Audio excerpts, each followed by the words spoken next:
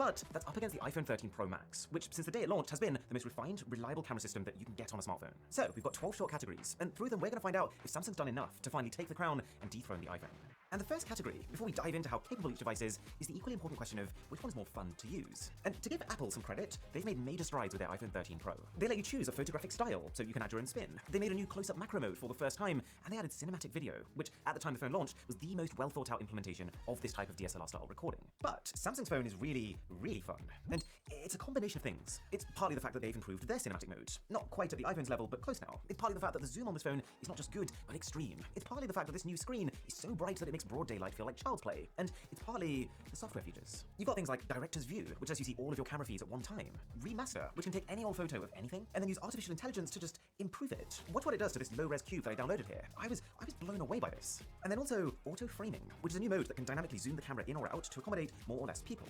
I want to like it. The added movement it adds is nice, but I would more or less disregard this feature. It uses the weaker ultra-wide camera to start really far away, and then uses digital zoom to get closer to people, which is it's just a recipe for grainy footage. But one feature that I think is integrated beautifully on both phones is our second category, macro. You literally just bring your phone close to something, and bam, you have an almost microscopic view of it. I'd say that the S22's macros look a little crispier, and the extra processing that Samsung does to shots gives them quite a nice color pop. But the iPhone can get even closer, which is also a big win in this category. So on balance, we can give macro photography a draw. Do you know what's definitely not a draw though? Zoom. Because like on paper, this Samsung might look really similar to last year's Samsung, with its almost identical setup of two telephoto cameras, one capable of 3x zoom, the other capable of 10x. However, thanks to the ability to now capture from multiple cameras at the same time and merge those shots for improved quality, and the ability to use AI to drastically clean up images after they've been taken, the S22 Ultra doesn't just beat, it completely spanks the iPhone's single 3x zoom camera. So here's an example, going all the way from the ultra-wide to the wide to 3x, 10x, where you can see the iPhone's image starting to die a little here, and then 30x. I am in awe that at 30x magnification, Samsung still looks this put together. Like, past Samsung phones, even though still impressive in this regard, would pretty much look like water paintings at the point where you hit 30x. And yet, somehow, this, I almost want to say, is a usable result. And if you want a good chuckle, have a look at the difference as I start zooming into the moon.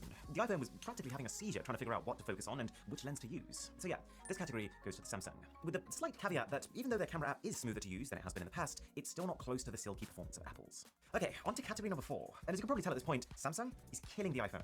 And to be honest, it gets better with portrait mode. See, there was a time where iPhone portraits were unbeatable. Apple was the first to properly introduce this feature, and for a good 4 years or so, Android phone makers have just been scurrying around unsuccessfully trying to recreate their formula. I think Samsung is now their closest competitor, but mostly thanks to one key new thing: impeccable edge detection. You can have the most complex, confusing background, and yet the S22 Ultra and its new improved artificial intelligence still seems to cut the foreground out so confidently and perfectly. That said, because Samsung's 3x zoom camera, which is the default camera used for portraits, is just not as good quality as Apple's 3x zoom camera, the iPhone's portraits just remain more detailed. And also, Samsung's portrait mode barely activates if you step more than 3 meters away, so overall, that phone only just escapes with a draw. Now, there's a bit of saying in the movie industry that sound is 50% of the experience, and if that is true, then the ability of each of these phones to pick up speech is paramount to how good the camera systems are. Thankfully, I've done a lot of testing in a lot of different environments, and these are pretty much the best two phones for it. I would say the iPhone is slightly more natural in a little bit more than 50% of the occasions, but it's close enough that I think we can call this one a draw. And also, both phones have the not quite new anymore, but still phenomenal audio zoom feature, which means that as you zoom into things, your microphones can isolate the sound coming from whatever you're zooming into. But now we're on the subject of video, one of the other big improvements that Samsung talked about for this S22 Ultra is stabilization. So you know how most flagships use optical image stabilization, right? Which means that if I move the phone up, the camera itself will actually move a little down to try and counteract that movement. Well, what Samsung is saying is that the S22 Ultra's main camera has 58% more room to be able to move. And that's pretty exciting given that Samsung was already the king of stability. Unlike me. It's not a game-changing difference in practice, so if you're just leisurely walking around with these phones, they're both good, and that's pretty much all you need to know. Even if you try a gentle jog, which is probably the most you're going to be doing while filming on your phone, the iPhone is still fine. It's only when you're absolutely legging it, and you're also using Samsung's Super Steady feature, that's when you can tell that this phone has the ability to convert even the most manic hand movements into something that's somewhat presentable. So technically, yes, Samsung can stabilize better. Sort of, because you could just as equally argue that in cases like these, even with better stabilization, are you really winning? If it's coming at the cost of resolution, artifacting, and just a generally artificial look, would you ever use this extreme stabilization? And this brings me on to a bigger point, the quality of the video itself.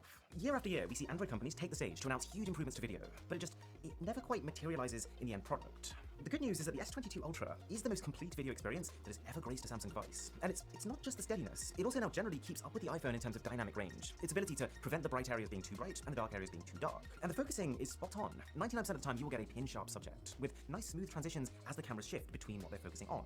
But it's still not better than the iPhone. The primary difference being that the iPhone's footage just looks clearer. And my best guess is that this is the consequence of Apple having complete control over not just the phone hardware and the custom chip that's powering it, but also the entire software that they've engineered from the ground up to squeeze the most data out of these cameras as possible. And this advantage also translates to low light. Mind you, Samsung has noticeably neatened up their night performance, but you can see it, right? It's just missing that layer of crispness and confidence. The only time that it does win a video is when you want to zoom in 10 times while recording, which was not completely useless. You know, I could see that being useful at a sports game or a show. It is a pretty niche scenario. And this brings me on to the other thing, which has been brewing on my mind over the last few days, and that's if I had to crystallize what the difference is between these two cameras in one word, that word would be balance. The iPhone has an incredibly balanced camera system. Like, even though you have 3 cameras on the back, 1 on the front, it never really feels like it. The way that Apple's managed to match these cameras in terms of not just color profile, but also quality means that you're never thinking, ooh, which one's my best lens? I need to make sure I'm using that for this shot. It just feels like one continuous camera, even as you move from ultra-wide to main to zoom. And this is what Samsung misses out on. Each camera here feels like a separate experience. And it's not just the slightly janky transitions between them, it's more that each has a different color profile, and each produces images with slightly varying quality. You know how I mentioned earlier that Samsung's portraits are let down a little by a lackluster 3x zoom camera? You never get that feeling with the iPhone. Now, it's not always a bad thing. The iPhone's intense consistency does make it a little boring by comparison, and the fact that Samsung has more variability in its performance means that when you are in a best-case scenario, when you are consciously taking advantage of its strengths, like that 10x zoom, you can achieve something special. It lacks that effortlessness. And if I was picking one of these to give someone to shoot, say, a holiday travel vlog with, 95% of them would get a better end result with the iPhone. It's pretty clear where the majority of Samsung's time went, though. Night mode photos. Every flagship has night mode, where you hold your phone still for a few seconds, and you let it take multiple frames and fuse them together for a brighter shot. But Samsung's got a few extra things going for it this year. For starters, this phone takes 25% more of those frames to fuse together. It manages to take those frames within a shorter time period.